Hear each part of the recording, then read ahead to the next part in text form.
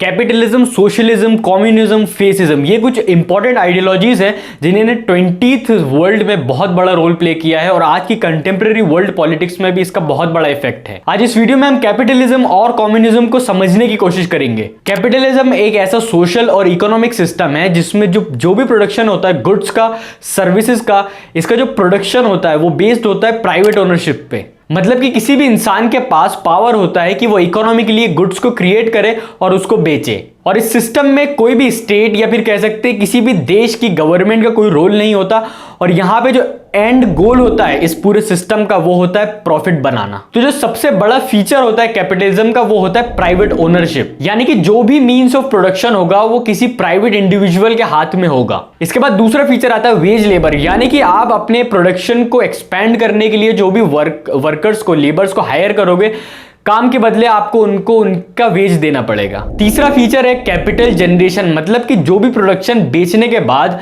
जो भी प्रॉफिट होगा वो पूरा प्रॉफिट आपका होगा। चौथा बड़ा फीचर है कंपटीशन, क्योंकि ये जो भी सिस्टम है ये फ्री मार्केट में परफॉर्म किया जाता है, तो अलग अलग इंडिविजुअल्स या अलग अलग कंपनीज अपने गुड्स को प्रोड्यूस करती हैं, तो इन दोनों के बीच में एक कंपटीशन क्रिएट हो जाता है। कैपिटलिज्म की हिस्ट्री शुरू होती है मेडिवल एज में। इंग्लैंड में जो फ्यूडल सिस्टम था तो उस सिस्टम में जो फ्यूडल लॉर्ड्स होते थे वो अपने लैंड पे कल्टीवेशन कराते थे वहां के लोगों से। उसके बदले वेज में उन लोगों को परमिशन दी जाती थी कि वो लैंड के आसपास की जो जगह थी वहां पे घर बना के रह सकते हैं। तो बेसिकली कभी भी उनको, क्योंकि इनकम उनको दी नहीं जाती थी, उसके बदले में सिर्फ उनको परमिशन मिलती थी रहने के लिए, इसलिए इस सिस्टम में वो हमेशा नीचे रहते थे, क्योंकि कैपिटल नहीं मिलती थी, उनको वेज नहीं मिलता था, तो वो इस सिस्टम में कभी ऊपर नहीं आ पाए। क्लियरली कैपिटलिज्म से ओनर ऑफ प्रोडक्शंस बढ़ते हैं, क्योंकि कंपटीशन बढ़ता है तो हर इंडिविजुअल या कंपनी चाहती है ज्यादा से ज्यादा अपने प्रोडक्ट को बेटर कर सकें, तो उनका जो पूरा फोकस होता है वो बेटरमेंट पे होता है कि अपने प्रोडक्ट को बेहतर कर सके,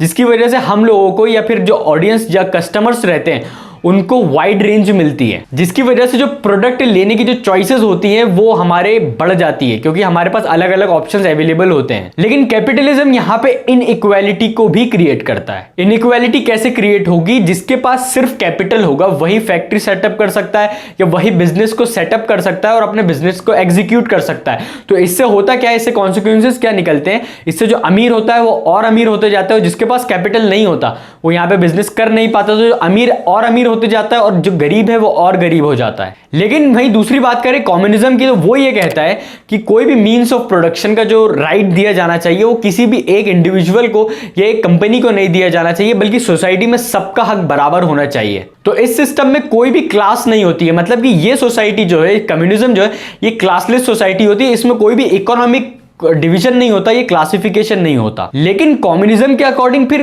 कोई गवर्नमेंट का सिस्टम भी नहीं होना चाहिए, जो कि अपने आप में एक रेडिकल फीचर है, जो कि प्रैक्टिकली पॉसिबल भी नहीं है। कार्ल मार्क्स, जो कि 19th सेंचुरी के बहुत बड़े थिंकर थे और हिस्टोरियन थे, उन्हें फादर ऑफ कम्युनिज्म कहा जाता था। उन्होंने दो बहुत ही इंपॉर्टेंट बुक्स लिखी थी, द दास कैपिटल और the communist manifesto. Karl Marx की ही आइडियोलॉजी को लेकर आगे आए थे लेनिन और स्टालिन। कार्ल मार्क्स के अकॉर्डिंग उनका यह कहना था कि कैपिटलिज्म की वजह से सोसाइटी में क्लास डिवीजन हो चुका है, जिसकी वजह से क्लास कॉन्फ्लिक्ट अराइज होंगे, जो कि आगे चलकर रिवॉल्यूशन का फॉर्म लेंगे और फिर कैपिटलिज्म से सोशलिज्म के सिस्टम पर लोग शिफ्ट करेंगे और सोशलिज्म से लेके फाइनली कम्युनिज्म पे। आगे चलकर कम्युनिज्म के बहुत सारे वेरिएशंस आए और अलग अलग लोगों ने अपनी अलग अलग थ्योरी दी, जैसे कि लेनिन, स्टालिन, माओ, ये सब कम्युनिज्म के ही सपोर्टर थे, बट इन सब का कम्युनिज्म एक दूसरे से बहुत डिफर करता था। कम्युनिज्म के भी कुछ इफेक्ट्स हैं, जैसे कि हाईली सेंट्रलाइज्ड प्लानिंग। कम्युनिज्म में सारे मीन्स ऑफ प्रोडक्शन गवर्नमेंट के अंडर में होते हैं, इस वजह से इकोनॉमिक प्लानिंग होती है वो काफ़ी सेंट्रलाइज्ड हो जाती है, जो कि हर लेवल पे इफेक्टिव परफॉर्मेंस और अवेलेबिलिटी ऑफ रिसोर्सेज को डिसरप्ट करती है। वर्ल्ड वॉर 2 के बाद पूरी दुनिया दो हिस्सों में डिवाइड हो गया था, ईस्टर्न अलायंस और वेस्टर्न अलायंस। ईस्टर्न अलायंस को यूएसएसआर ने लीड किया था और वेस्टर्न अलायंस को अमेरिका ने। इन दोनों अलायंस के बीच जो बेसिक डिफरेंस था वो इनकी आइडियोलॉजीज का ही था। यूएसए कैपिटलिज्म की आइडियोलॉजी को फॉलो करता था और यूएसएसआर कम्युनिज्म की आइडियोलॉजी को फॉलो करता था। यूएसएसआर या Soviet union second world war के बाद दुनिया का दूसरा सबसे बड़ा पावर बन गया था। इसके पास communication network, energy resources, oil, iron, steel सब कुछ था। एक डोमेस्टिक कंज्यूमर इंडस्ट्री थी जो कि हर एक चीज प्रोड्यूस कर रही थी, लोगों को बेसिक नेसेसिटी का ध्यान रखा जा रहा था।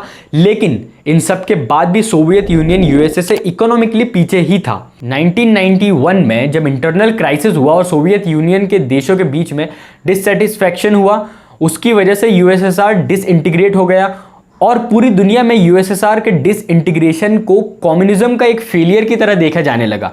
दुनिया में कैपिटलिज्म स्ट्रॉन्गेस्ट और बेस्ट सिस्टम बन गया।